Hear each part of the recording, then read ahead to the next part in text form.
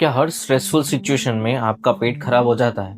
क्या आपका पेट भी आपके मूड के हिसाब से चलता है? एग्जाम से पहले, जॉब इंटरव्यू के टाइम में या किसी बात की टेंशन होते ही क्या आपको तुरंत ही वॉशरूम भागना पड़ता है? अगर हाँ, तो हो सकता है कि आपको आईबीएस का प्रॉब्लम हो। आज की इस वीडियो में हम बात करेंगे एक ऐसे टॉपिक पे जो बहुत ही कॉमन है, लेकिन इस पर खुल के कोई बात नहीं करता। हम जानेंगे कि कैसे आपका दिमाग आपके पेट को कंट्रोल कर सकता है और इस प्रॉब्लम से बचने का सही तरीका क्या है, ये भी मैं आपको बताऊंगा। सबसे पहले समझते हैं कि आखिर ये आईबीएस होता क्या है। तो आईबीएस का मतलब है इरिटेबल बाउल सिंड्रोम। ये कोई ऐसी बीमारी नहीं है जिसे आप किसी स्कैन या ब्लड टेस्ट में देख सके, बल्कि ये एक फंक्शनल डिसऑर्डर है। इसका मतलब ये है कि आपका पेट का जो स्ट्रक्चर है वो बिल्कुल ठीक है, लेकिन उसके काम करने का तरीका बिगड़ गया है।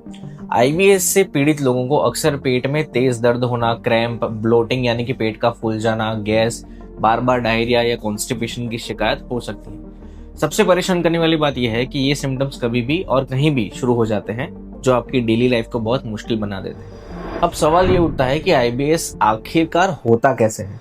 तो हमारे शरीर के अंदर जो डाइजेस्टिव सिस्टम है वो लगातार सिकुड़ता है और फैलता रहता है ताकि खाना जो है वो आगे बढ़ सके। इस प्रोसेस को मोटिलिटी कहते हैं। जब किसी को आईबीएस होता है तो ये कॉन्ट्रैक्शंस नॉर्मल नहीं रहते। तो अगर कॉन्ट्रैक्शन बहुत तेज हो जाए तो खाना बहुत जल्दी आगे बढ़ेगा और आपको डायरिया होगा। वहीं अगर कॉन्ट्रैक्शन धीमे हो जाए तो खाना वहीं रुक जाएगा और आपको कॉन्स्टिपेशन होगा। इसके साथ ही आईबीएस वाले लोगों के पेट की नर्व्स जो है वो बहुत ही ज्यादा सेंसिटिव होती है, जिसे विसरल हाइपरसेंसिटिविटी कहते हैं। इस वजह से मामूली सा गैस या ब्लोटिंग भी आपको बहुत दर्द दे सकता है। लेकिन आप पूछोगे कि इस सब का स्ट्रेस से क्या लेना देना। यहाँ आती है सबसे इंपॉर्टेंट और इंटरेस्टिंग चीज, जिसे हम ब्रेन गट एक्सिस कहते हैं। हमारा दिमाग और हमारा पेट एक दूसरे से एक सुपर फास्ट हाईवे के जरिए जुड़े हुए होते हैं, जिसे वेगस नर्व कहते हैं। इसीलिए पेट को हमारा सेकंड ब्रेन भी कहा जाता है। जब भी आप किसी बात का स्ट्रेस लेते हैं, दिमाग में टेंशन होती है, तो आपका ब्रेन फाइट या फ्लाइट मोड में चला जाता है।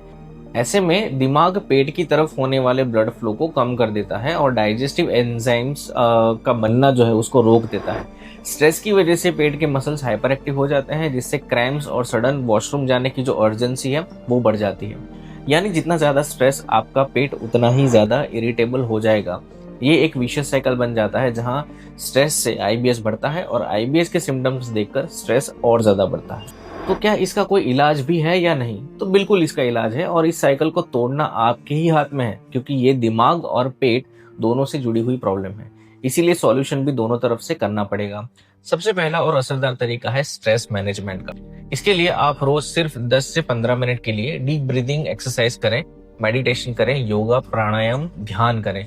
जब आप लंबी और गहरी सांस लेते हैं तो आपकी वेगस नर्व एक्टिवेट हो जाती है, जो दिमाग को सिग्नल भेजती है कि सब ठीक है, और इससे आपका पेट शांत होने लगता है। इसके साथ ही डेली फिजिकल एक्टिविटी जैसे वॉक करना, योग करना, ये आपकी बॉडी में हैप्पी हार्मोन्स रिलीज करता है, जिससे स्ट्रेस कम हो जाता है और पेट के जो डाइजेशन है उसको भी इम्प्रूवमेंट मिलता है।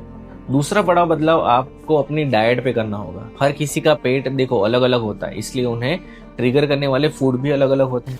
आप क्या कीजिए, एक फूड डायरी मेंटेन कर सकते हैं जहां आप नोट करें कि कौन सा खाने से, क्या खाने से आपका पेट खराब हुआ। जनरली जो प्रोसेस्ड फूड होता है, बहुत ज्यादा ऑयली स्पाइसी खाना, कैफीन, कोल्ड ड्रिंक्स, वो जो है आईबीएस को बढ़ा देते हैं। इसकी जगह आपको फाइबर रिच फूड जो होते हैं उनको धीरे धीरे अपनी डाइट में शामिल करना चाहिए, ताकि पेट पर अचानक लोड ना पड़े। साथ ही हाइड्रेशन पर भी ध्यान दें और दिन भर में पर्याप्त पानी आप पीते रहें। आखिर में सबसे जरूरी बात यह है कि आप अपनी नींद से समझौता ना करें। एक अच्छी और सुकून की नींद आपके नर्वस सिस्टम को रीसेट कर सकती है, जिससे अगले दिन स्ट्रेस लेवल कम होता है और आपका डाइजेस्टिव सिस्टम भी ठीक से काम करता है। आईबीएस कोई ऐसी चीज नहीं है जिसे आप कभी ठीक नहीं कर सकते। बस आपको अपने लाइफस्टाइल में थोड़े से डिसिप्लिन और दिमाग को शांत रखने की जरूरत है। अगर आपको लगता है कि सिम्टम्स बहुत ज्यादा हैं तो किसी डॉक्टर या गैस्ट्रोएंटरोलॉजिस्ट से कंसल्ट जरूर करें। यूट्यूब पे वीडियो देखें या गूगल सर्च करके अपनी दवाई खुद से ना स्टार्ट करें। अब अगर आप बिना दवाई के अच्छी नींद लेना चाहते हैं तो इस वीडियो पे क्लिक करिए। हम मिलते हैं अगले वीडियो में, तब तक के लिए take care of your mental health.